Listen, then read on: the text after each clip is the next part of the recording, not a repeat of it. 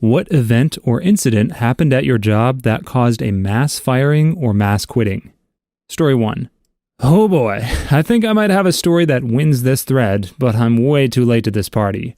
When I was in high school, I took a part-time job doing tech support for a dial-up ISP. The company was pretty small and only had a handful of employees. ISP means Internet Service Provider, by the way. The owner's wife did HR and accounting. Her brother was in charge of the technical operations and was my boss, plus a web developer and the regular tech support guy, who were best friends. There were also a handful of developers at a sister company which develops custom software. My work schedule was evenings a few days per week, plus normal hours on the weekend. My boss was usually there before me on Saturdays, but one week I was surprised to find the office locked. As the day progressed, I became increasingly confused by the fact that nobody else had shown up. There were almost always a few people at least passing through, but I'd been there all morning without seeing anyone at all. Finally, after a few hours, my boss walks in and said, "You're probably wondering where everyone is." He told me that everyone, except me, the owner, and his wife, had quit.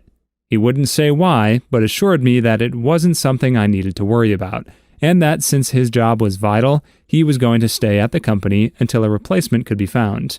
I tried to find out what was happening, but he said I'd have to talk to the owner. When the owner arrived, there was clearly tension between the two of them. He also wouldn't tell me what had happened, but was very eager to make sure I wasn't going to jump ship. Eventually, they hired new employees and found a replacement for my boss, and things went back to normal. But I still didn't have any idea what the heck had happened, and the owner clearly wasn't interested in discussing it. Cut to a few months later, I'm walking around the show floor at the Macworld conference in New York when I bump into the former tech support guy and former web developer. We spent a few minutes catching up, then the tech support guy grins and says, "So, do you know what happened? Why did everyone quit?" "No, but I've certainly been curious. Owner didn't tell me, and I didn't want to pry." Then the tech says he and his wife got excommunicated. Me, blank stare. Tech, "Didn't you know we're all Jehovah's Witnesses?" Apparently, everyone knew each other from church, and Jehovah's Witnesses aren't allowed to have anything to do with people who have been excommunicated. It wasn't until years later that I learned that the owner and his wife were swingers, and someone in the church found out. Story 2. Gather round, children, and let me regale you with a tale of retail misery and woe. About 7 years back, I worked at Best Buy. My store was located across from one of the busiest malls in the Northeast, in an area that was a mix of lower and upper class. Around July, the store started doing one of those promotions wherein they offer you magazines at checkout. You sign up for 5 free ones, and then if you don't cancel, you start getting charged the yearly subscription fee for them. The cashiers were incentivized to get as many magazine subscriptions as possible. As I worked loss prevention, I really didn't care at all about this program. I didn't care until October. Suddenly, we started getting massive complaints about people getting charged for subscriptions who never signed up for them. It started as 1 or 2, and we just assumed they forgot to cancel. But soon, several dozen angry customers were complaining to us, corporate, and anyone who would listen. We started an investigation.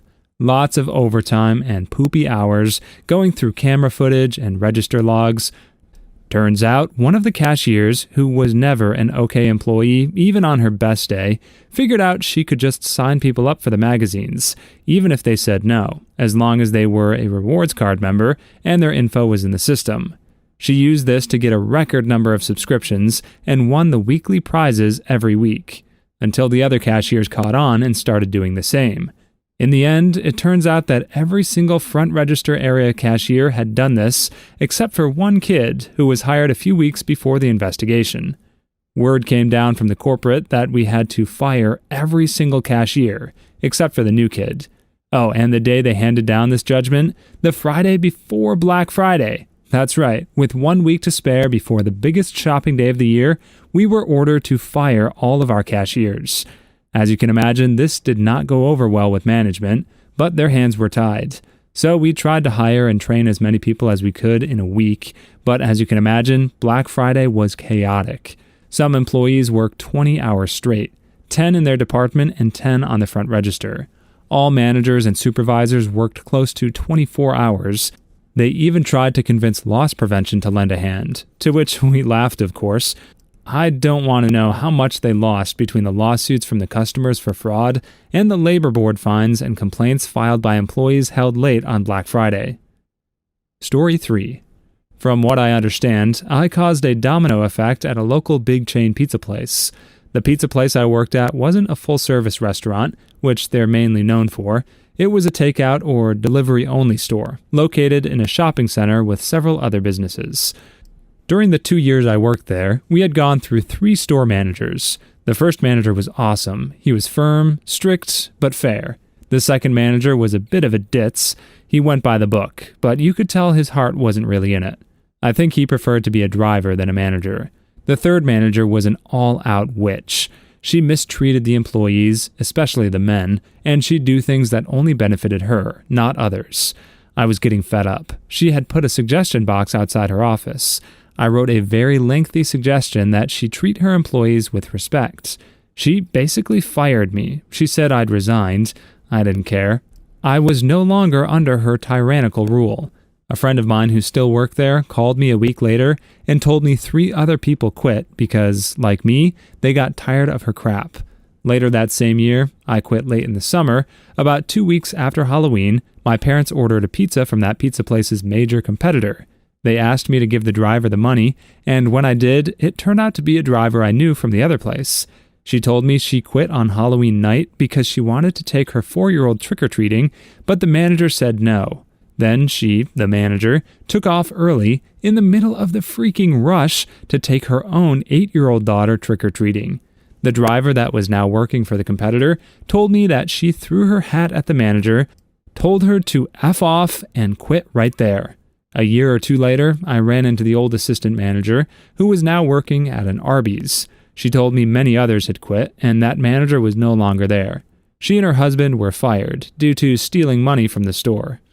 Karma, it works. Story 4. I used to be a senior staff member at a web agency where the owner was completely bonkers. She'd already managed to run a previous agency into the ground and was in the process of doing the same to her current one. We were at a crisis stage. We'd just about made staff wages for the month. I and another senior staff member had deferred ours to make sure all the regular staff got theirs. We had one big client who was providing about 90% of our revenue. That client was getting ticked off as we were behind on a couple of projects, as the idiot owner lady had promised them unreasonable deadlines without consulting the team. So I have everyone working flat out. Weekend plans are canceled. This is real crunch time. We need to keep this client. So the boss lady shows up, late as always, and sends all the staff home with full pay. This is at 11 a.m. She wants to have an urgent planning meeting with just the senior staff. Of course, we had to do this on the studio floor, not the boardroom, as the studio had the big whiteboard. So she sent everyone home as it required total privacy. We are 15 minutes into the meeting. I poop you not. All she had currently written on the board was synergies, ideas, excitement, when she declared that, whoops, she'd forgotten she had a hair appointment, and freaking left. Oh, and as a parting gift, she asked the senior staff members to spend the rest of the day moving around the office furniture into a new layout, most of which was screwed to the floor. She thought that it would energize and mix things up when the guys came back to work the next day. As soon as she left, the entire senior management staff decided to quit. We checked the incomes for that month, made sure everyone got paid, and then resigned. 60% of the agency resigned on the same day. Story 5. In the early 90s, I worked for a large construction company in Florida. I was on the road crew. One of the machines we used was called a mixer. The objective of this machine was to mix up the subgrade of a road. It has giant teeth that spin insanely fast. Well, my crew had laid down the dirt, lime rock, and clay, and now had to run the mixer over it. Well, someone set the blades too low and ripped an international fiber optic cable out of the ground. A clean cut would have been bad, but this cable was shredded beyond belief. It cost $100,000 per hour that this cable was laid down. Luckily, I wasn't at work that day. When I came in the next day, anyone who was even near the incident got fired. My whole crew was extinct. To put into perspective, the cable was fatter than your upper leg and composed of thousands of glass strands. Every strand had to be fused back together. It cost the company millions. Total about 40 people were fired, and I was put on another crew. Story 6. Train company in Sweden. One day many years ago, someone found a document stating some changes to overtime policy. It was just lying on the table in the middle of the break room. One copy only. Due to the nature of the business, there tends to be a lot of shifting hours back and forth. Sometimes we, the drivers, can get home hours and hours early, and other times we get horrendously late, hence overtime. This document stated that now overtime forms had to be filled for when we came home early, undertime, so to speak. This otherwise already scheduled time would be withdrawn, and the company would then be able to reuse that time. Negative overtime. One copy on a table, and a few hours later people had come in from all over in a major huff. There were outright and immediate resignations, shouting matches, phone calls to union representatives, a huge outcry overall. Date on the document and the day it was found, April 1st. Much fun was had. Story 7. I was the lead cook in a $1 million kitchen at a multi-million-dollar high-end restaurant. The executive chef had been there since they opened and worked his way from the bottom to the top in 4 years. That place was his whole life, and he was completely dedicated to it. The absentee owners had hired a do-nothing, know-nothing manager. After weeks of complaining, the owners had a meeting with the manager and gave him a week to get on top of his job. The chef went on vacation that week. The manager saw that as an opportunity to buddy up with the owners. A week and 2 rounds of golf later, the chef comes back to work to a pink slip. 27 out of 30 employees came in and resigned immediately after.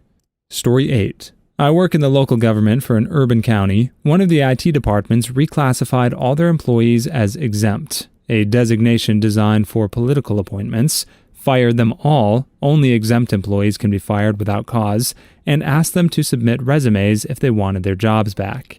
Their goal was to get rid of some employees they felt were dead weight, but it turns out the most valued employees, the ones with readily marketable skills in the prime of their careers, just shook their heads and had jobs elsewhere by the end of the week.